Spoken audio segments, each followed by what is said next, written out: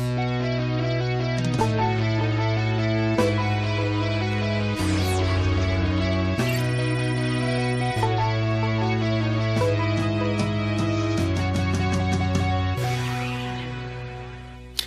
and welcome to Saturday Morning Cartoons, the weekly podcast that revisits, reviews, and ridicules some of the world's weirdest animated series.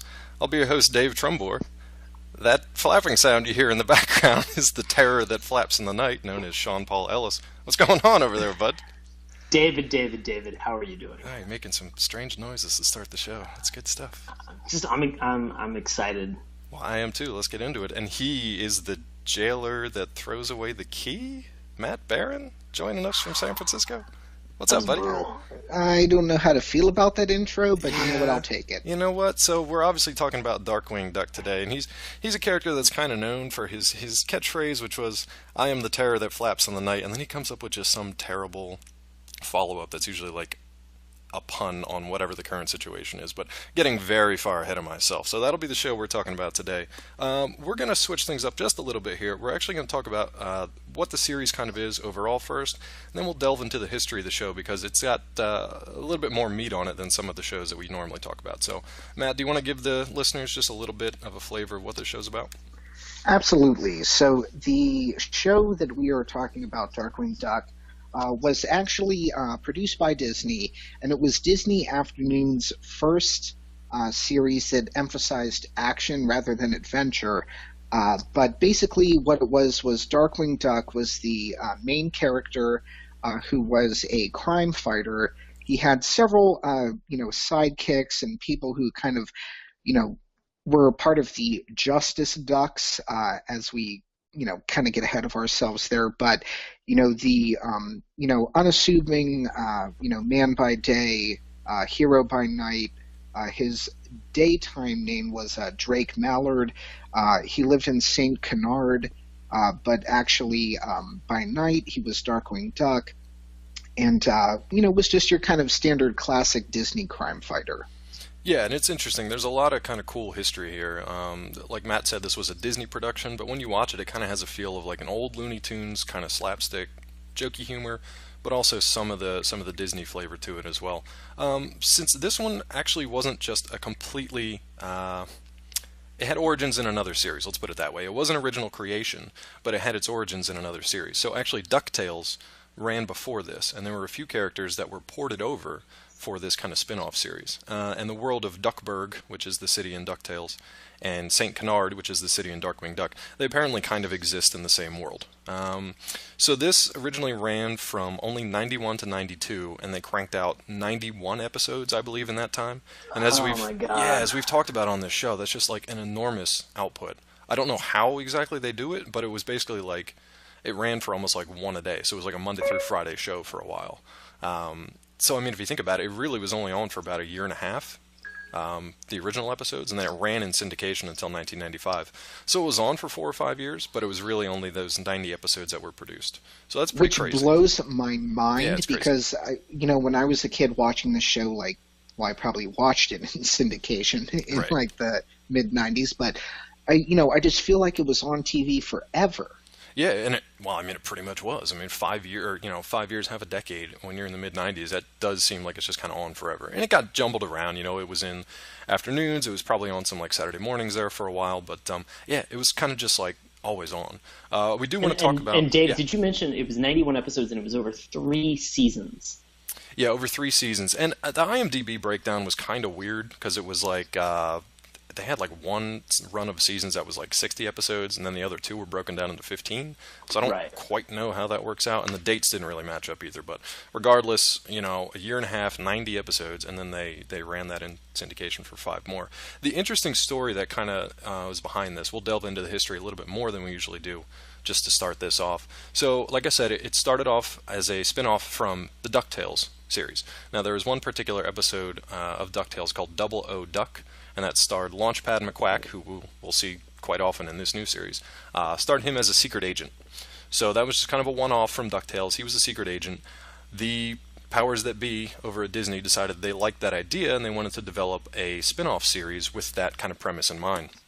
So a fellow by the name of Tad Stones, who had been working with the Disney Animation in the television department, since I believe 1984, since its inception. He was there kind of from the beginning, and he's worked on a ton of stuff: the Aladdin series, DuckTales, Chip and Dale Rescue Rangers, just a ton of stuff. And he basically came up with the idea for Darkwing Duck. Now, originally, as Wikipedia cites, he was kind of reluctant about how he wanted to spin this thing off. He didn't think it was going to have a lot of emotional impact, or he just felt like it was kind of a thin approximation or a thin adaptation. So originally he had a pitch that still, I believe, had Launchpad McQuack as the central character. It had Gizmo Duck showing up. Basically, that was all rejected. So he went back to the drawing board, and he went back to sort of the golden age of heroes and the golden age of comics, with characters like the Shadow and Doc Savage, and definitely a lot of Batman influence, which we'll talk about on this show, because Darkwing, the hero, takes a lot from the Shadow, takes a lot from Batman, and then his villains, which are my favorite part of the show, take a lot from the different rogues galleries. But basically, he went back to the drawing board. He stopped doing the sort of the James Bond idea, which was actually good, because the 00 moniker is actually kind of owned by the James Bond, not company, but it's basically owned by them, so you can't really use it without getting sued. So it's a good thing that he dropped that. And then it turned. So they couldn't use like 00 Duck. So actually, it's kind of funny. There's an in-joke later on in the series, in Darkwing Duck, in an episode called "A Duck by Any Other Name," and Darkwing is talking to Launchpad, and he's like, "Man, maybe I should change my name. Maybe I should get a new alias." And he's like, "How about 00 Duck?" And Launchpad's like, that sounds kind of silly. So that's like the only time they ever reference it again, which I thought was pretty cool. Pretty cool idea, just going back to the history of it. So that's pretty much it, just to get you caught up on the history. I like that history more so than some of the other ones, because a lot of the ones we've talked about so far, they're like a toy company trying to push a cartoon to sell more toys. And that's all well and good. I mean, that's basically what the 80s and 90s were all about. But this one actually had a little bit more meat to it. As for the show itself, we'll talk about like how we remember it as kids, and how we see it again coming back as 30-somethings, just trying to revisit it, because I think it lost some of its luster. But let's get into the characters so we know who we're talking about and get an idea of the people that populate this show. So who wants to talk about our title hero here? So I'll dive into that. Take so Darkwing Duck, a.k.a. Drake Mallard, voiced by Jim Cummings. He was the average citizen by day, superhero by night, kind of that classic story. But at the same time, he really, like his character as animated in the series, really had a lot of the Disney hallmarks, kind of the slapstick comedy, the good-natured person, like when he, adopts Goslin Mallard, who was the orphan you meet in literally the first episode. Yeah. There's a lot of like kind of that Disney family theme, kind of overtone, but at the same time, he's kind of like the first action hero from Disney that I really remember. I'm sure Disney had, other series with, a sort of action type character, but he was the first one with really an action focus, and in the show he really pursues that. It's not like a side story or like a main story with action on the side. It's really, right. He's pursuing crime fighting. It's really, that is the focus of the show. Oh, dude, and it's like his life too. Like he even has this little like soliloquy where he's kind of depressed for a second. He's like, man, crime fighting is literally all I have. I have no friends. I have no family. Yeah. Crime fighting's all I have. And he's kind of like, he pursues the limelight. But yeah, go ahead, Sean. It's very sad. It's actually like a very troubling story of just like how unbelievably vain he is, and egotistical in terms of being able to, to fight crime. Like his motivation is simply to be in the spotlight. It's not to clean up the streets. It's not to make Saint Canard a better place. It is simply to get him on the front page and make himself a household name. And I mean, it's just the level of arrogance that you see like is unparalleled. And I mean, like to have this be in a Disney cartoon, it was a little strange, a little jarring. Is very, very weird. We watched Oh, I was gonna say to continue with talking about the characters and to quote Scott Pilgrim. Okay, let's start with Launchpad McQuack. As you had mentioned, thank you. It took me a second. As you had mentioned, he was one of the biggest ports from DuckTales. Right. And, it's one of those things where like you really don't see him in the first episode. The first episode, we should mention, is a two-parter. Right. And so you don't see him in this first episode until Darkwing is like really kind of encountering sort of the main problem, which is fighting the villain Taurus Bulba, voiced by Tim Curry, which is awesome. Correct. Yeah. And so as he's fighting Taurus Bulba, which I'm going to say Taurus Bulba every time because I'm they in certainly reference to did. Taurus Bulba, Yeah. because they say it 1,000 times. He's got this annoying kind of like assistant secretary who's like real bitchy, and just every time he orders her to do something, she's just like, yes, Taurus Bulba. It's very strange. At least 6 or 7 times in the first episode. But yeah. So maybe I'm wrong in thinking this, but like I don't remember in DuckTales, I don't remember Launchpad being such a doofus. I can't remember. We'd have to go back and watch it again. Matt, do you remember him being that retarded? Yeah, he kind of was. He kind of was. And when you look at DuckTales, just kind of taking a one off for a second, there was like with Huey, Dewey, and Louis, there was kind of a lot of comic relief there. But Huey, Dewey, and Louis. Huey, Lewis, and the News, and Dewey. Yeah, my bad. That's whatever. Cool. I spaced. Whatever. I just didn't say it because I knew I would have fucked it up, so I just left it alone. Huey, Dewey, Louie. There we go. Whatever. They nailed it. You got it. Lewis, my bad. So, but they were the goofy parts for DuckTales, kind of. Can we record over See that? whenever you want to edit. No, we don't have editing capability here at SMC. Nope. Great. But at any rate, so I mean, Launchpad was kind of like on top of that. He was kind of more like slapstick versus, when you look at DuckTales itself, there was a lot of like built-in comedy, but he was more like the physical comedy for that. Yeah. But in this show, he was actually more written in actually as like kind of a stand-in character with like more dialogue comedy. And it was interesting, like in an episode that I watched about half of called Tiff of the Titans. Actually, that was kind of a crossover where Fenton, or the guy that plays Gizmo. What's his name? Gizmo. Yeah. So he actually comes in, and one of the lines that I picked up from like the first half of the episode was, they say it was something like, we used to work for the same guy. Right. Yeah. Right. Yeah. Just so like kind a of nod like, to DuckTales and Scrooge. Right. Yeah. The usual like tip of the hat. So it was really interesting in that way. Just the difference between DuckTales and then Darkwing Duck.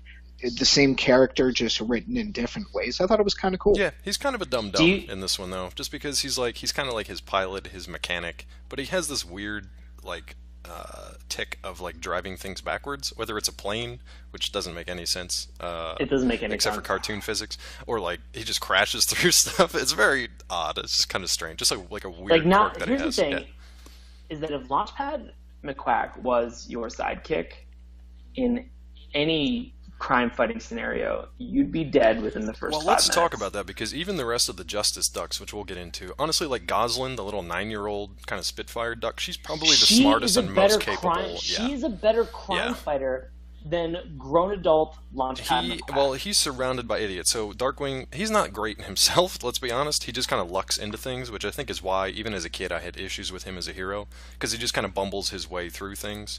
Can we talk about that? Because you said, because I know you alluded to it earlier, but I mean, I know we're talking about it now. Sure. Like the contrast between what you saw when you were a child versus like now as a 30-something, like when you're watching it, how you're feeling. Well, look, even as a kid, I can remember never quite being a huge fan of Darkwing. I kind of like rolled my eyes at a lot of the stuff that he did. I liked the villains. I'll be honest. I really liked the villains in this, because I felt like in most episodes the villain should have won, except for their infighting amongst themselves. That's really the only thing that ever prevented them from losing. They usually were really close to winning, and then because they fought amongst themselves, they would lose. Right. It had nothing to do with like the tact or the strategy or the intelligence of the heroes. They're just like bumbling idiots, and they really just kind of luck. And I compared it this way, like the Adam West version of Batman.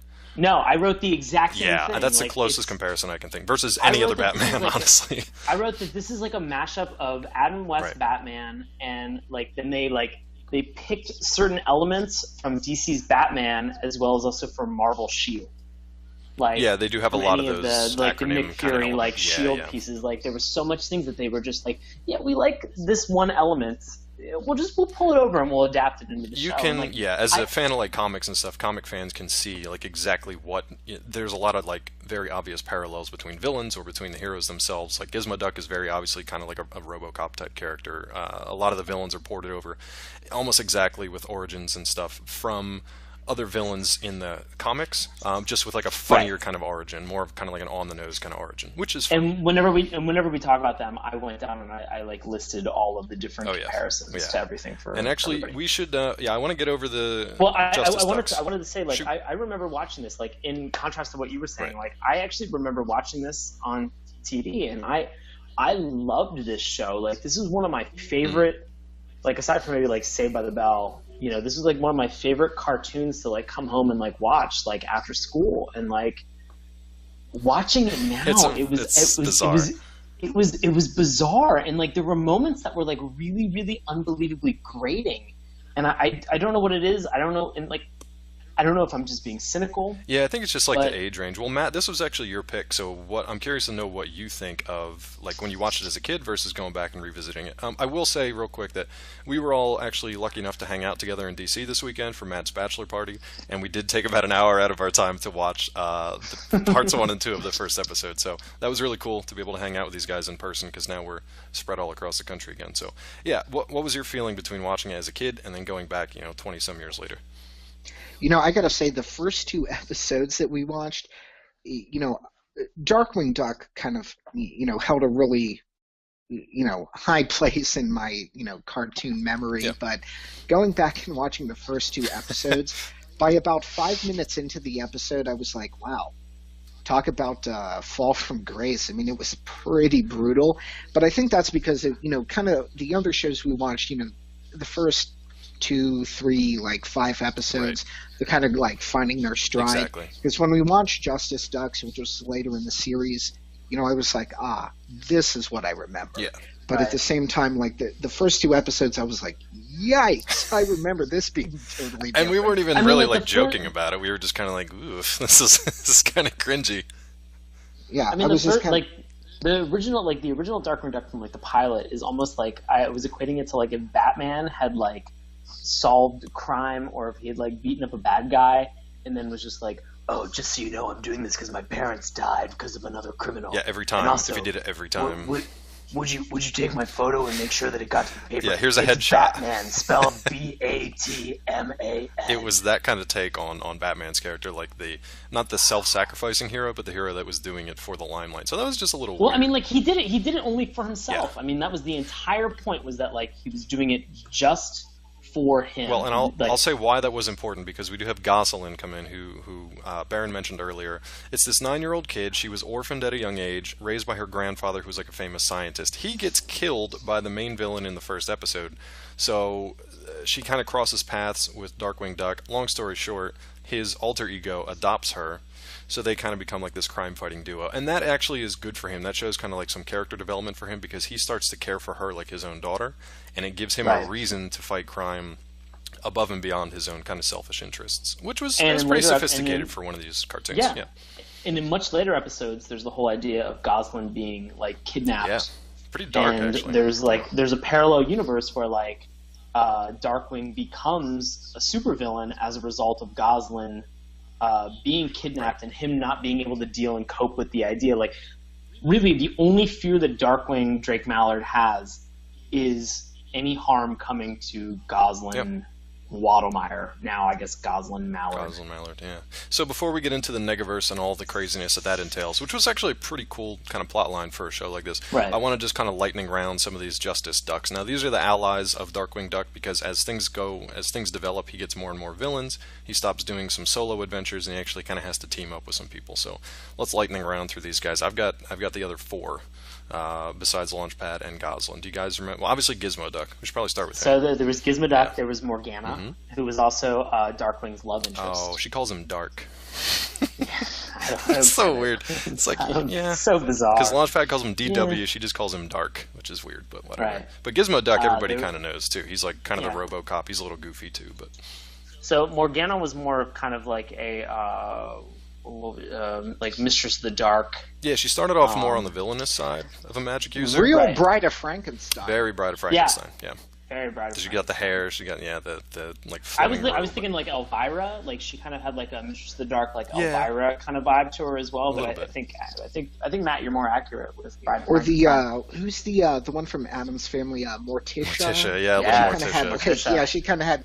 I mean, the dress was the same kind of that, like, flare out at the bottom thing. Well, That's what I was. and the design is interesting because they had to separate her from Magica Dispel, which was the sort of Right. sorceress duck from DuckTales. They had this weird thing to just be like, yeah, fuck it, let's just shoehorn magic in here for no reason. But whatever, it kind of worked. Oh, It and was her fun. magic power is that she can turn everything into pudding. Perfect. Yeah, well, Wonderful. she's actually pretty powerful. Like, she can just turn things into anything else. Like, she turned a stove into like a guy playing an accordion one time for no Yeah, reason. it's super powerful. Funny, but It's she's super just powerful.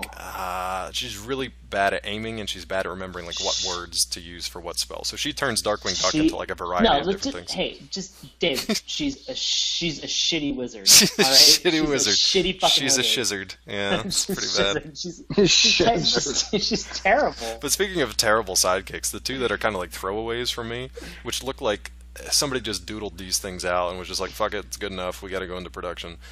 There's Neptunia, which is this man. little like tadpole looking thing with legs, and she's supposed to be like the protector of the sea. So she's kind of Was she, like like- the shittier Was she, Aquaman. was she a tadpole or was she like a full? I don't know Like what- she was like a She was like a fish with legs. But It was kind of weird. is like it was a weird looking just little blob of a creature.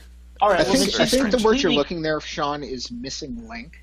Yeah. You could say she's like a Well- mud skipper, basically. She's a mud I skipper. mean, Well, I mean, I then had to give her- him, I had to give him 2 points for the name just because, like, the Neptunia. I was like, all right, I'll give it to you, but the all you rest get. of it, I was like, and this is a trash. She basically I all like she how does you're is giving like reluctant points. You're just like, yeah, I'll give it to you, but like I'm not happy about. I'm not this happy. Well, all she does is scenario. like something falls in the ocean, and she just like spears it with her like trident, drops it in front of Darkwing's feet, and just be like, "Is this yours?" And then just jumps back into the water. dumb She doesn't do shit. a whole lot except like keep trash out of the ocean. That's about Well, it. the amazing thing is that she's completely contrasted in terms of stature by Yes, Stegma. anyone else? Yeah, anyone else, but By, especially Stegma. No, by Oh, Stegma. Stegma is the Stegma worst. is just the worst. Who's got his origin? Because his origin might be my favorite. It's kind of a toxic Avenger meets He was a janitor, yeah, and a duck he got faced like a duck janitor. Yeah, he was a duck janitor, and like he got exposed to some like fossil or Doctor. something. It No, was a mad scientist Dr. named Fossil. Dr. Fossil. Dr. Fossil. Did he experiment on him? He had some sort of ray gun, I think, that like turned other course. things into dinosaurs. So like Darkwing was actually a dinosaur for part of that episode. They turned him back, but for whatever reason, which I can't remember, Stegma decided to just stay this like 8 foot tall bipedal Stegosaurus mongoloid. He's not real bright. He's just kind of Yeah, Mongoloid is pretty descriptive. he's just kind of like he's got a child's mind, and he's kind of the team's muscle. Let's just say he's very simple. He's very simple. Like, you know, you can take the Unbelievably Fantastic simple. Four's The Thing, and dumb him down. And then a dumb few him down notches. to like an IQ of like 0. He's more like the Thing version from the Venture Brothers. He's kind of like that level of. So he's just their dumb muscle. But now I It's really. just Do you guys sad. have anything more for Justice Ducks? I really do want to talk about Fearsome Five because they're my favorite. No, let's go to Fearsome 5 now. Oh, I'm they're excited so good. about this. I'm gonna leave Negaduck for the last because he's Let's do it. pretty awesome. So I'm gonna get into Quackerjack. you like Quackerjack? Let's is- do that. Quackerjack is the equivalent of the Joker. Yes. He has basically the same arsenal as the Joker, and like it's uncanny. I mean, they put him in like in sort of like a court jester's Yeah, he's in the Harlequin like kind outfit, of. Yeah, and it's perfect. He's a wonderful villain. he's nuts. I kind of got more Riddler than Joker. It's a weird combination of the two, yeah. Okay, Or I like can even see- I Toy can see Man a a little combo. bit because he's like a deranged Ooh. toy maker that uses them to like commit crimes, and the Joker thing comes from him just causing chaos. Like sometimes he doesn't really have a plan; he just does things just to see what happens. So that's a very Some Joker. people just want to see the world burn. Yeah, exactly. So that's a very Joker ha, kind of thing to do. ha, ha. Matt, did you have a favorite villain of these guys? Actually, I really liked the Liquidator. Okay, I fucking hate that guy so much. What? I hate him so much. Okay. Do you know his actually on the site this week? I did a little bit more prep for our viewers and listeners. If you guys go to the site, there is a walkthrough of all the different characters. So if you need like a visual to look at as we're talking about this, I'd recommend checking out the site and checking them out. But go ahead, Matt. Tell us about Liquidator and his terrible origin story. Oh, Okay, come on. It's so I bad. had I had to look it up after watching Justice Ducks because Yeah. I was like, I've just got to know.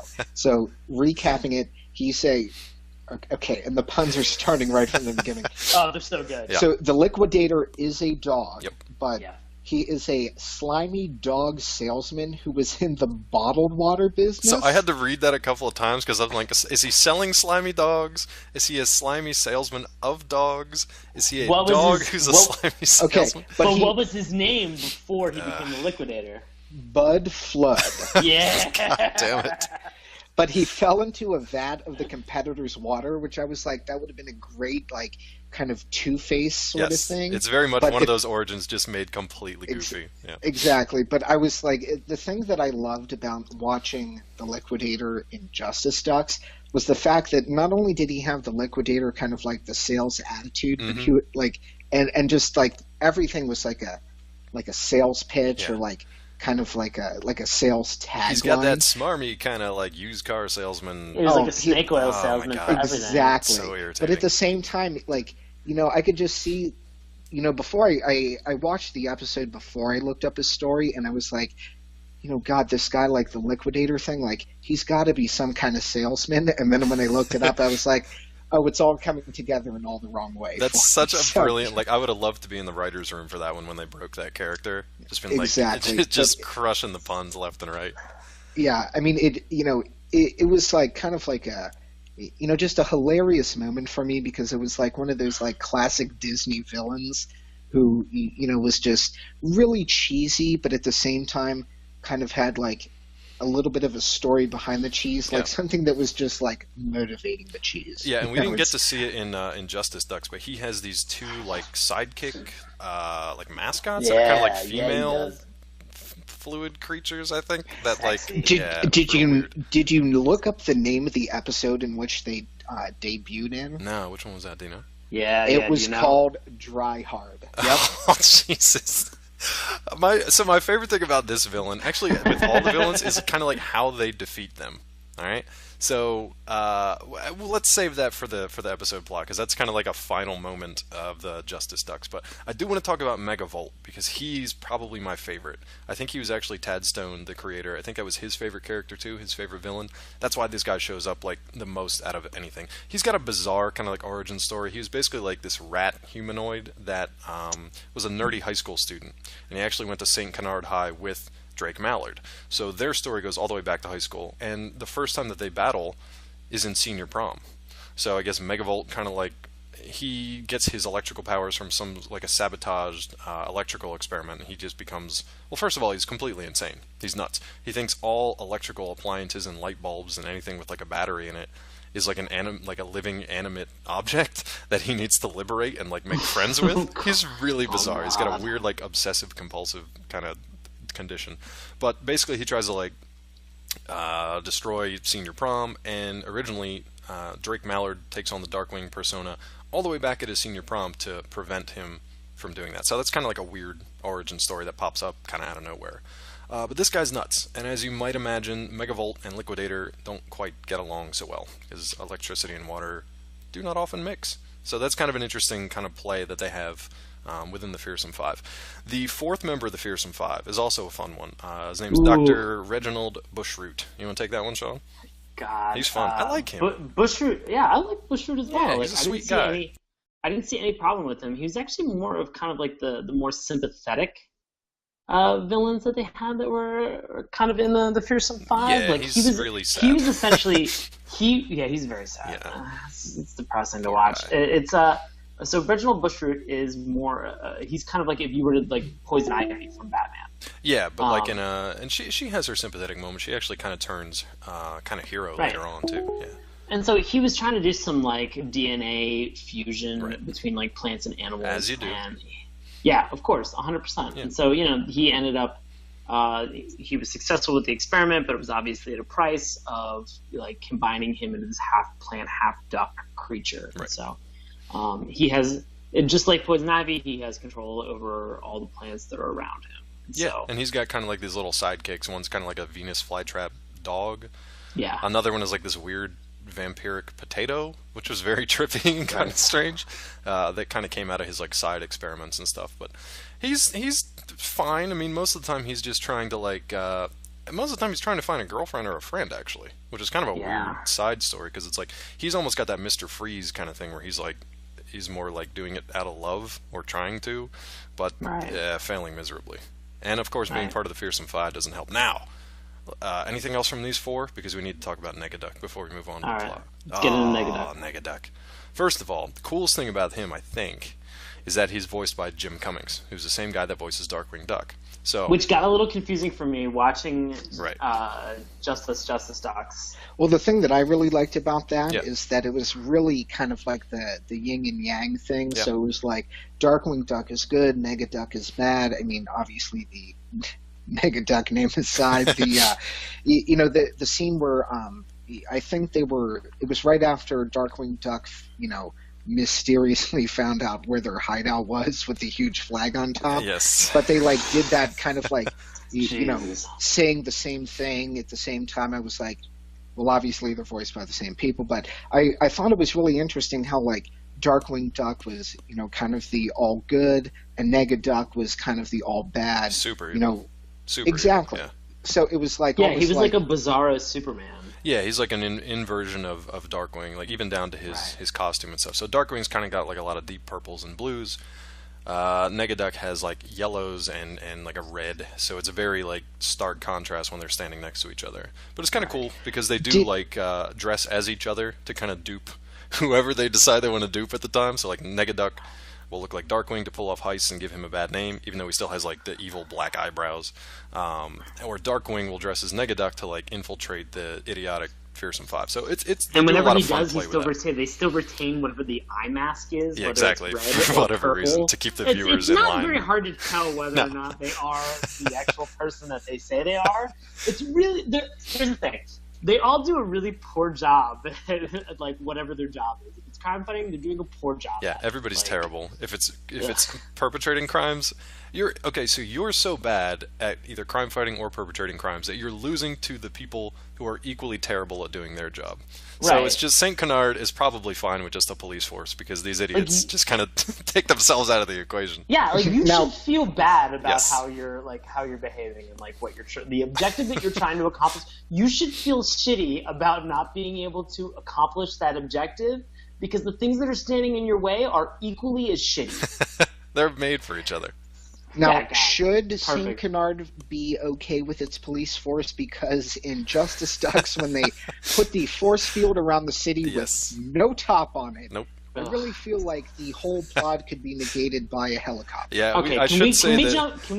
Are we going to recap on episode 1 and 2, or do we want to jump right into? We can just go to briefly. I mean, we've kind of already talked about like the pilots to set it up. To jump into then Matt's comment about them like dropping the dome over top of Saint Canard. Yep. Here's my favorite thing is that like at one of the commercial breaks, you come back and Darkwing is just like, oh my god, how long have I been out? And then like a second later, it cuts back to Launchpad McQuack, and he's just like, the Fearsome Five took over the city in 5 minutes, and that's the amount of time that has elapsed, like from the point that like Darkwing got knocked out, 5 minutes, Fearsome Five took over the city. So they were that good at doing this. Why haven't they done this every freaking time? I'll tell you why. So this is actually, I believe, the first episode that both the Justice Ducks form and the Fearsome Five actually gets together. I think up until this point, now granted it's only 20 episodes into this thing, so I think up until this point, like Gizmoduck might have come in as a one-off. Morgana eventually came in as like his love interest. The other two generic kind of fish and dinosaur sidekicks, they came in too. But they hadn't really all worked together. And actually the kind of arc of these two episodes, it's a two-parter, Just Us, Justice Ducks, parts 1 and 2. The arc of this whole thing is the Justice Ducks learning to work together, and Darkwing kind of learning that sometimes he needs them and sometimes they need him. That's his big And that's lesson. the amazing thing is that entire the entire first part of that this two-parter is just Darkwing bitching about the fact that he does not want to receive help from other people. I don't really he wants blame to him. take the limelight for I himself. don't blame him though, because like just for an example, he's driving around and in his little motorcycle, and Stegmutt is for whatever reason driving a hot dog cart, and he crashes right into him, and just pretty much. Hey, we said he was simple. We said he was pretty simple. much ruins Yeah, his day. Stegmutt got to make ends meet. Got to make ends meet, Yeah. man. Yeah, so that was a little weird, but yeah, that's the whole point, is them trying to like learn to work together. However, on the flip side of that, and this is pretty cool writing, the Fearsome Five, up until this point, like each of these individual villains, they had their own time squaring off against Darkwing Duck and never quite got the better of him. While now, much like there was the Justice League and I want to say Legion of Doom, but that's like a wrestling thing. No, it was Sinister Six. This was a direct rip-off Sinister. of Sinister Six. Yeah, I mean it is with Fearsome Five, but it's kind of like They any borrowed villainous team up. They borrowed so many villains from Oh yeah, Spider-Man. like Hydra in this Man case. and yeah. Yeah. Yeah, so basically these guys team up as well, and they get the upper hand for the majority of the two-parter, like literally right up until the very end. Well, yeah, I mean, they took over the city in 5 minutes, Dave. I mean, like, Yeah, you know. it was pretty well done. But that's why they haven't done it before, because they haven't teamed up before. So I mean, the first Dave, time it's like, not only okay, did well, they take off the city, but they carved out the city Yes. to 5 different districts it's like Hunger Games. that were evidently exactly that was already like predetermined. They were just like they wander into the area where all the water, like Darkwing wanders in, and he's just like, oh, this must be liquid. Yeah, because there's fucking water everywhere. Oh, Yeah. okay. Great, you've been out for all of 5 minutes and you've been able to piece this together, you dum-dum. It was Like- it was tough. It was better than the pilot. The pilot was a little grating, like we talked about before, and like Matt said earlier, they did kind of find their footing by this point. The humor was a little more, it was a little tighter. Writing was a little tighter, but it was still just very slapsticky and just very goofy and very much aimed at like a younger audience, which is fine. It's perfectly fine for me. It's just like now looking back on it as like a 30-year-old. It was difficult for me to sit through at times. There were a couple things that made me laugh, but I wasn't quite as entranced by it as I was when I was a kid. You know? The thing that made me laugh about the Justice Ducks was I really think that everybody who's in the city of Saint Canard would benefit from a class in personal finance. Why do you say this? Because there were multiple instances of them trying to pay either Megavolt or Liquidator, and like two doctors wheeled a wheelbarrow full of With cash, cash just full like of flying loose away in the cash. wind. Yeah. Just like oh Yeah. no, we don't need that extra. I hope like, this is $20, enough like, to turn Yeah. the lights back on. They didn't even like Exactly. count it. They were That just was like the light. fill the That was barrel. the light. Yeah. They fill a wheelbarrow up and they just Matt, you're 100% correct, because I wrote the line down because I was like, this is so ridiculous. I hope this is enough money to get the power back on at the hospital. Like, oh my god, like just such a crazy amount of exposition. Like it is just it's ridiculous. And then the one scene where they're trying to pay the Liquidator, this woman just goes, "This is all of my life savings," and she's just holding loose stacks of money in her hand, like she's never heard of a bank before. Like she's been putting it like in a shoebox underneath her bed, and was just like, "Oh yeah, I'll save this for a rainy Well, look, day." man, Like, crime this is solid, running man. rampant Oh, my- in St. Canard. Oh I my wouldn't trust my God. money in the bank. The police Also, are think scared of of the chattering deflation. teeth. Yeah, I mean, Come think on. of the deflation with Scrooge McDuck holding all of the gold Very true. reserves. It's very true. I mean, your paper money would be literally worthless. It's like $1,000 for a loaf of bread at St. Exactly. It's like 2,000% inflation. Well, in no, that no, universe. Dave, that's what he was charging. He was charging the woman a raft. He's like, Yeah, the extortion. Liquidator floods this part of town. You can buy a life raft for a low price of $1 million. And she gives him the money, and he goes, "Payment or what was it? Installment payment plans are available," and just like grabs her cash. Like, The Liquidator. freaking ridiculous. So No good Liquidator. and so terrible. God, he was so annoying. But the cool part, I You think, reminded was me this. so much of Clayface. Who, I do? Or Liquidator does? No, I you was like, how you do I remind me remind of you of Clayface? Clayface Doesn't even make sense. because you morph into different. I Matt don't know, it doesn't Hagen. matter. So yeah, exactly. Matt Hagen. So yeah, it was. He reminded me of a lot of Clayface. I know he was based off of like Hydra Man or something like that, but I mean, like it just. There were a lot of elements that were about it that were just a lot of fun. But we, So yeah, I we think gotta what- get how. I gotta. Yeah, go ahead. No, I think he was probably one of my out of like the Fearsome Five. I think he may have been my favorite. Dude, look, I will tell you my favorite part of him is how they defeat him, and we'll get to that in a second. So another thing the Fearsome Five do, they not only take over the city and try to just like basically just extort money from people, they want to take out the Justice Ducks. And they Right. nearly achieve it, 80% success rate.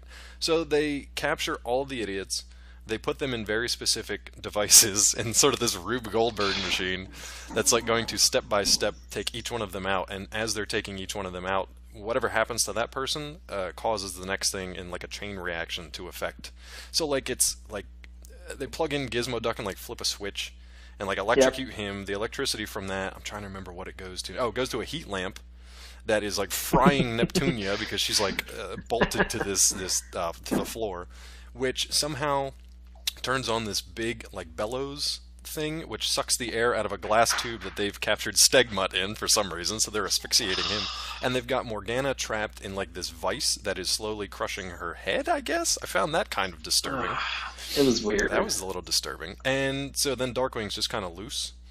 There's a point where the Fearsome Five wants to revolt against Negaduck, because he's a real jerk, and he calls them losers all the time, and he hates them, but he needs them for like means to an end. They want to revolt against him, so cue Darkwing Duck dressed as Negaduck walking into the fray when they decided they want to attack him. That was kind of a funny moment for me.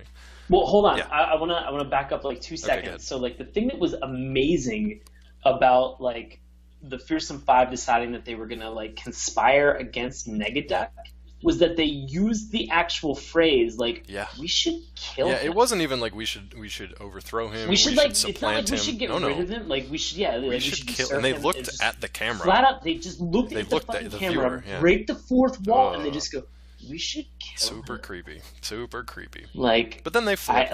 As soon as Negaduck walked back in, they're just like, "Oh shit, never mind, not a good idea." Whoops, screwed that up. No, because Darkwing Duck shows up as Negaduck. Right. With his purple mask, though. So right, and so they're so nobody's fooling anybody, and so like they all decide like in this fit of rage, they're just like, let's get Darkwing Duck, let's get Negaduck dressed. You got it. Like dressed who is as Darkwing, right. And so they attack Darkwing Duck dressed as Negaduck, and then Negaduck comes in and is just like, what the fuck is going on here? Like, and then what are you dum-dums doing? Like, what are you dum-dums doing? Like, are you seriously trying to get rid of me? Because I will get rid of all of them. Yeah. So he threatens them, kind of whips them back into shape. And then they've got the whole Justice Ducks rounded up. The funny thing was they basically just had Darkwing Duck standing there, and after all these crazy machinations, Negaduck just comes after him with a chainsaw. Like that, that was his entire plan. He goes full American Psycho on him. I was going to say, wasn't that the tilde key in Doom? Right, exactly. Just like out of nowhere, just chainsaw time. Didn't Darkwing... Oh, man, I'm trying to remember now. I'm trying to remember how he got out of it. He had a well-placed shot that, like... So here's the thing with this Rube Goldberg machine. Once you take out one of those pieces, the entire machine is defunct now at this point. Yep. So he, like, shoots one of them, breaks the generator, frees Gizmo Duck. Gizmo Duck cuts his way out, or cuts the glass to let Stegmutt out. Basically, everybody is free at this point. It's just kind of like a free-for-all. So the Justice Ducks are fighting the Fearsome Five. Everybody's kind of like paired off, and they're squaring off against their others. I don't remember 100% how they took care of everybody except Liquidator. So if you guys remember how they defeated the rest of them, I think Morgana turned a bunch of them just into stuff. Just into pudding. I mean, it doesn't... there's and technically, wasn't it more Jello than pudding? Yeah, so because they did retain a mold. They did retain a mold. They did. Well, he set up. He was cold enough that he just set instantly. Yeah, so Liquidator, pretty much 100% water. How do you defeat something that's 100% liquid? You just douse you and I talked about this. Yes, offline. So yours was much more murderous than mine was. I was like, add any thickening agent. Yeah, you just wanted to add like a gelatin or. Yeah. What was your I said if you're gonna do it right and just dump cement on him. And guess what? He's done. That's game over for Liquidator. He is no longer a problem because he's done. That's dark. That's almost as dark as looking to the camera right now and just being like, "Let's kill him." Now they're talking about me as the host of the podcast. So if you guys don't hear from me in future weeks, the gruesome twosome has taken me out here. Hey guys, if you see Dave, let's kill him. I'm going to come dressed as Sean next week. I'll come dressed as Nega Sean. Did you guys, we're at about 45 minutes here, so I want to do some miscellaneous stuff. Do you have anything else from these episodes, or did you watch any other episodes that you want to kind of flavor the discussion with? I didn't have a chance to. Yeah, I'd like to go back and I'd like to watch a couple more. Yeah. I watched the 4 episodes, the first 2, and then the Justice Ducks. Right. I think it was episode 20 and 21. Yeah. I'd like to go back and I'd like to watch more because I remember watching this show very fondly.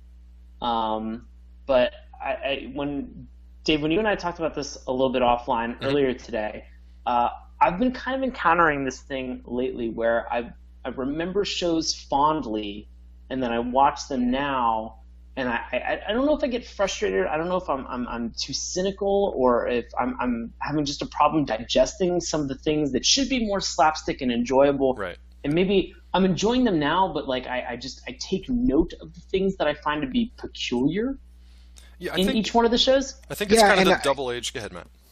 I was going to say, I think, Darkwing Duck kind of, is the first show that I watched a ton of compared to the other shows we've reviewed recently. And the thing that I've really kind of noticed is that it's that, looking back on it, considering all the other shows that we've watched between, everything else that we've reviewed up until now, Darkwing Duck was really, it was really great for the time. Right. But when you fast forward, it's like, okay, yeah, that was real campy, but at the same time, rewind back to 1993, talk about loving that show. I mean, in 1993, I was 10, so I was just really hitting the stride of this show. So, I mean, I think that's why I loved it so much, but looking back on it, I'm like, when you watch a show like that when you're 31, you're just like, good Lord, what was I thinking? Yeah, it's like watching your kid's show today or something. It's like exactly, and I really felt that way with episodes 1 and 2. I was like, dear God, I remember this totally differently. But with Justice Ducks, it was and that's when I was like, okay, this is what I remember. Yeah. I remember it totally differently when I was 10. But watch episodes 1 and 2, and then watch Justice Ducks 1 and 2, and it's almost like a totally different show. Yeah, they did definitely come into their own. And this is kind of the pros and cons of doing this show, which I think is awesome, the pros and the cons. Because for us, we get to go back and revisit some things that we remember fondly from our childhood, or that other people who have that opinion, they share with us and they ask us, definitely check this show out. At the same time, it kind of ruins those childhood memories where if you don't go back and watch it 20 years later, you're like, man, that was a great show, and it'll always be a great show. And now that we go back and watch them, sometimes that luster kind of starts to shake off a little bit, and they don't quite stand the test of time. So that's kind of the pros and cons of doing this, but it's good because we kind of encourage listeners to do that too. Definitely go back and check them out. I don't want to ruin them for you, but go back and check them out and kind of approach it with an objective kind of viewpoint. Yeah, Sean. I know that I had mentioned this to you earlier today, Dave, but I'm now calling this. I'm not calling this the Voltron problem. The Voltron effect. Yeah, the Voltron effect, and that the Voltron effect is that I loved Voltron when I was a kid, and I remember watching it on television very fondly. Yeah. And I loved it, and I had the toys. I was emphatic about it, and then I remember watching it when it first came out on DVD, mid 2000s, and I Netflixed the entire first season of it, watched it, and I only got maybe 5 to 10 episodes in, and I was just like, what the hell am I watching? It blew my mind. Yeah. And so this show did not go full Voltron for me. Yeah. And I should say that I did end up watching a couple episodes of Voltron this afternoon. Just for fun. Just for fun, because I wanted to see if it was still if it still happened. And I'll be honest with you, the first 2 episodes of Voltron didn't even go full Voltron for me. I'm still trying to figure out what happened to me, back in 2006, whenever they released it, made me question the cartoons that I had been watching as a kid. But I mean, this Voltron effect is real, and I mean, it's very nostalgia based, as much of this podcast is. Yeah, and so, definitely. Being able to look back on some of these things, I'm curious what Voltron effect other people have had watching other shows that they loved when they were younger. I'm sure and we're now gonna how have they more. compare now. Yeah, we're definitely going to have more as we do more and more shows. I think some of it is just inevitable. It's a maturity that you have, hopefully, from the time you're 10 to the time you're 30. You've obviously got more maturity just with life experience and how you view things. For me, I spend most of my time looking at movies and TV shows either to write up the news on them or to actually critically review them. So again, that's kind of a double-edged sword because now I don't enjoy as much as I used to because I have to look at it with a critical eye, and that kind of takes a lot of that just basic level enjoyment out because I have to just be like, it had a good premise, but the writing was terrible, the blocking was weird, the lighting, all that technical kind of stuff. So now it's more difficult for me to go back and enjoy something that's very light and family-friendly and kid-friendly, something like Darkwing Duck, because I nitpick even though I don't want to nitpick. I just want to sit there and enjoy it. So I think that's just part of like life. If I came on this podcast and told you that like Darkwing Duck remained my favorite thing ever, then you might want to I would call maybe question me, and that's not saying anything about any viewers out there who have all 90 episodes on Laserdisc and still enjoy watching it. I would Laserdisc. Yeah, we're going back Laserdisc.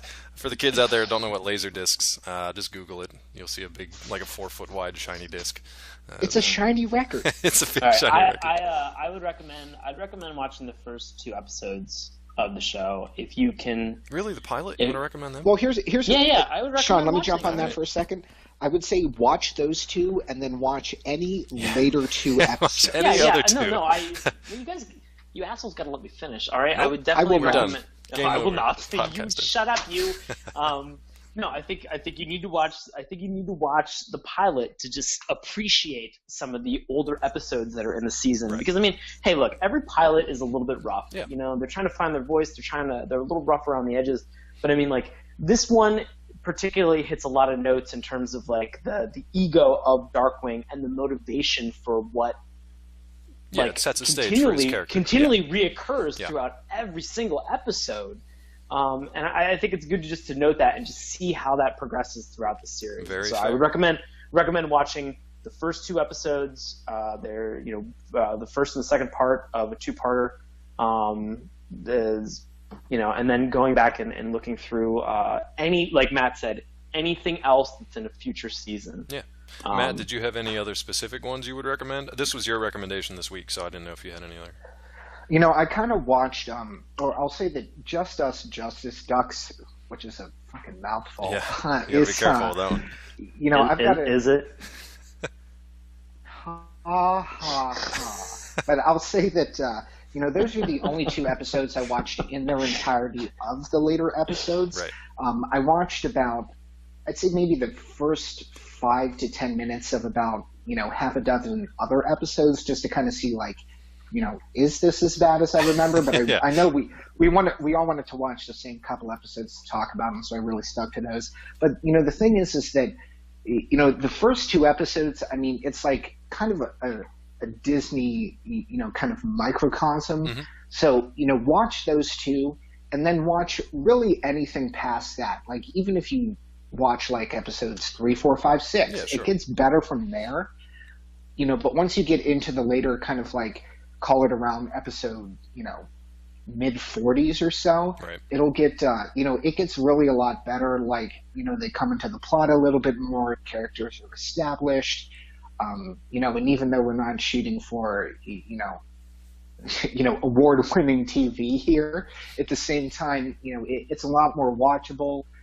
And I really got back to the, enjoyment of the show that I had when I watched it, in the mid-90s. Right. Versus being a lot more critical of it. I mean, I watched, Justice Ducks 1 and 2 for the critique, but at the same time, I just watched another, a little bit of different episodes, and I was like, this is what I'm getting back to. So definitely watch it.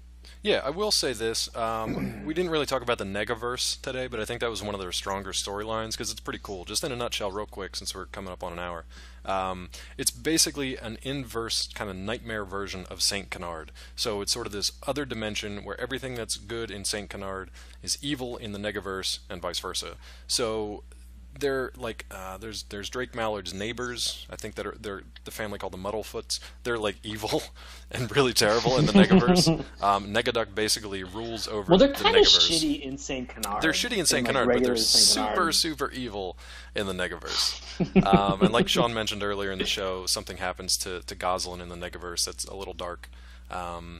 And that changes a lot of things with Darkwing. He actually becomes sort of villainous for a while there. So it's interesting. Could it be murder? Let's kill him. So if you want to look for other episodes, which I recommend, just like these 2 guys, watch the first ones. Seek out any episodes with the Negaverse, because they do some interesting stuff in there. It's kind of like a fringe level kind of world jumping kind of thing that they have fun with. The convention of everything's kind of, it's like opposite day, so they have a lot of fun with that. But that's pretty much our discussion on Darkwing Duck today. I know a lot of you guys out there were looking forward to this one, remember it fondly as we do. I hope we didn't crush your childhood memories, but if we did, too bad, too late. So you guys have anything coming up in the next couple of weeks? Oh man, you got some shows? Yeah, I've got some shows. You can check it out at WashingtonImprovTheater.com. The first show that I have in a series of 6 that are going to be going on during July and the early part of August is going to be on Saturday, July 12th at 10 p.m. We are doing improvised TED Talks, or a portion of an improvised TED Talk. Right. Yeah. So not 45 minutes on stage? Okay. It is not 45 minutes on stage, so it will be. So you can check it out, and you can buy tickets on WashingtonImprovTheater.com. I perform with a group that's called Nox, N-O-X, exclamation point. Ooh, that's important. Okay, cool. Anything from you coming up, Matt? You got kind of a busy couple of days. Yeah, I will be filling my days with a zip code relocation and the planning of a wedding, and then I'm going to be reviewing some various sandwiches that I'll be eating over the next few days. Nice. Exactly. Nice. So it can neither be disassembled nor whatever. But, that's kind of my life for the next 2 months. So, yeah. Excellent. Kill me. Okay. No, don't do that. Then we got to replace you, and I don't want to do that. The only thing for me, I got nothing personal coming up, but our site, Collider.com, will be heading to Comic-Con in San Diego this year. Hopefully a lot of you guys who are listening either have gone or would like to go or would like to just know more about it. So when Comic-Con happens at the end of July, God, it's July already, make sure to head over to Collider.com and check out all the coverage. We'll have a ton of stuff from Hall H, everything in between, Ballroom 20, all that good stuff. So definitely check us out there. Dave, can I expense my trip to Comic-Con to this show? Absolutely. You can expense it. Fantastic. I will send it over to our non-existent accountant. We'll pay Fantastic. with all the podcast monies. I just imagine you and Sean wheeling a wheelbarrow of money. Yeah, I hope this is enough. San Diego. It's just full of Bitcoin. Is this enough? Is this enough to turn the lights back on? It's Bitcoin that Dave purchased from the Silk Road true Bitcoin story. dispensary. Yeah, Not a fair true enough. story. Nobody gives a shit about this. I borrowed it from the Winklevoss. So if you want to find more of us idiots, you can find us over at SaturdayMorningCartoons.com. That's morning with a U. You can also find us at our Tumblr page, SaturdayMorningCartoons.tumblr.com. You want to check us out on Twitter, it's at MorningTunes, again with a U. That's morning with a U, by the way, not tunes with a U, in case I've confused everyone. I hope nobody knows how to spell. It's probably like MOORING. It's like hitching your song to the. Dave, you're confusing the dyslexics in our audience. Well, so Helter, our buddy Helter, will have a tough time finding us. So that's most of our contact information. You can find me on Twitter at Dr. Claw MD. That's DrClawMD. Sean, where can we find you on the Instagrams and the tweets? You can find me on Instagram and on Twitter at Sean Paul Ellis. And Matt on Twitter? On Twitter and Instagram at MattSF07. Okay, and as I think we might have mentioned, there is the good old-fashioned American holiday of July 4th coming up this week. In honor of that Independence Day. Oh, no. Yeah, buddy, we will be taking on, and I don't think any of us have watched this because it's a relatively new show compared to what we've done. We're going to be taking on Liberty's Kids. I know nothing about this other than it's sort of educational and it's set during like the colonial American period. So God, I hope it follows the children of like John Adams, Thomas Jefferson. I'm pretty sure it does. God. I'm pretty sure it's a Johnny Tremaine. So yeah, I don't know. We're gonna find out with you guys. So if you guys out there are interested in listening to us, you can tune in next week after the 4th of July holiday and have yourself a very safe and enjoyable Independence Day, both to my co-hosts and to listeners out there. And we will. I'm looking forward to crapping on history next week. Oh boy, it's going to be a good one. It could be a pleasant surprise. We don't know. We'll find out. Until the next NSA heard that, Sean. Yeah, fair enough. We might not be here next week. So have a safe and happy 4th, and enjoy your weekend. And we will talk to you next time on Saturday Morning Cartoons. Chippendale Rescue Rangers, just a ton of stuff. And he basically came up with the idea for Darkwing Duck. Now, originally, as Wikipedia cites, he was kind of reluctant about how he wanted to spin this thing off. He didn't think it was going to have a lot of emotional impact, or he just felt like it was kind of a thin approximation or a thin adaptation. So originally he had a pitch that still, I believe, had Launchpad McQuack as the central character. It had Gizmo Duck showing up. Basically, that was all rejected. So he went back to the drawing board, and he went back to sort of the golden age of heroes and the golden age of comics, with characters like the Shadow and Doc Savage, and definitely a lot of Batman influence, which we'll talk about on this show, because Darkwing, the hero, takes a lot from the Shadow, takes a lot from Batman, and then his villains, which are my favorite part of the show, take a lot from the different rogues galleries. But basically, he went back to the drawing board. He stopped doing the sort of the James Bond idea, which was actually good because the 00 moniker is actually kind of owned by the James Bond, not company, but it's basically owned by them. So you can't really use it without getting sued. So it's a good thing that he dropped that. And then it turned. So they couldn't use like 00 Duck. So actually, it's kind of funny. There's an it was in afternoons. It was probably on some like Saturday mornings there for a while, but yeah, it was kind of just like always on. We do want to talk about. And Dave, did you mention it was 91 episodes and it was over 3 seasons?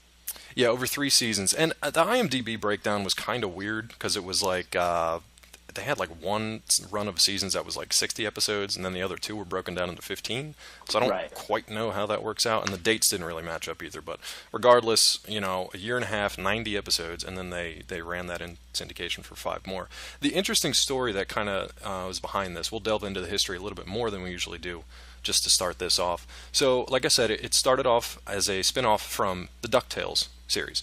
Now, there was one particular episode of DuckTales called 00 Duck, and that starred Launchpad McQuack, who we'll see quite often in this new series. Starred him as a secret agent. So that was just kind of a one-off from DuckTales. He was a secret agent. The powers that be over at Disney decided they liked that idea, and they wanted to develop a spin-off series with that kind of premise in mind. So a fellow by the name of Tad Stones, who had been working with the Disney Animation in the television department since, I believe, 1984, since its inception. He was there kind of from the beginning, and he's worked on a ton of stuff. The Aladdin series, DuckTales, the history of the show, because it's got a little bit more meat on it than some of the shows that we normally talk about. So, Matt, do you want to give the listeners just a little bit of a flavor of what the show's about? Absolutely. So the show that we are talking about, Darkwing Duck, was actually produced by Disney, and it was Disney Afternoon's first series that emphasized action rather than adventure. But basically what it was Darkwing Duck was the main character who was a crime fighter. He had several, sidekicks and people who kind of, were part of the Justice Ducks, as we, kind of get ahead of ourselves there. But, the, unassuming, man by day, hero by night. His daytime name was Drake Mallard. He lived in St. Canard, but actually by night he was Darkwing Duck, and was just your kind of standard classic Disney crime fighter. Yeah, and it's interesting. There's a lot of kind of cool history here. Like Matt said, this was a Disney production, but when you watch it, it kind of has a feel of like an old Looney Tunes kind of slapstick, jokey humor, but also some of the Disney flavor to it as well.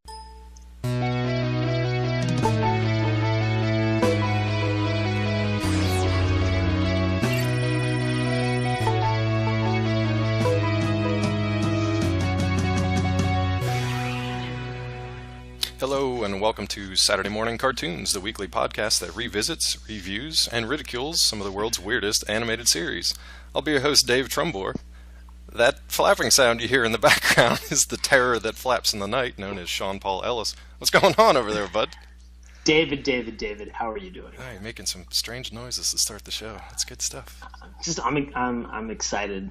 Well, I am too. Let's get into it. And he is the jailer that throws away the key? Matt Barron, joining us from San Francisco. What's up, buddy? I don't know how to feel about that intro, but you know what, I'll take it. You know what? So we're obviously talking about Darkwing Duck today, and he's a character that's kind of known for his catchphrase, which was, "I am the terror that flaps in the night," and then he comes up with just some terrible follow-up that's usually like a pun on whatever the current situation is, but getting very far ahead of myself. So that'll be the show we're talking about today. We're going to switch things up just a little bit here. We're actually going to talk about what the series kind of is overall first, and then we'll delve into since this one actually wasn't just a completely it had origins in another series. Let's put it that way. It was an original creation, but it had its origins in another series. So actually, DuckTales ran before this, and there were a few characters that were ported over for this kind of spin-off series. And the world of Duckburg, which is the city in DuckTales, and St. Canard, which is the city in Darkwing Duck, they apparently kind of exist in the same world. So this originally ran from only 91 to 92, and they cranked out 91 episodes, I believe, in that time. And as as we've talked about on this show, that's just like an enormous output. I don't know how exactly they do it, but it was basically like it ran for almost like one a day. So it was like a Monday through Friday show for a while. So I mean, if you think about it, it really was only on for about a year and a half. The original episodes, and then it ran in syndication until 1995. So it was on for 4 or 5 years, but it was really only those 90 episodes that were produced. So that's pretty crazy. Which blows my mind because, when I was a kid watching the show, I probably watched it in syndication in like the mid-90s, but I just feel like it was on TV forever. Yeah, and it pretty much was. 5 years, half a decade when you're in the mid-90s, that does seem like it's just kind of on forever. And it got jumbled around,